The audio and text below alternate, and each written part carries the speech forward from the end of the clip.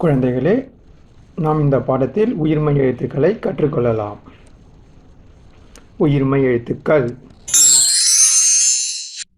கா, ஙா, சா, ஞா, டா, நா, தா, நா, பா, மா, யா, ரா, லா, வா, ழா, லா,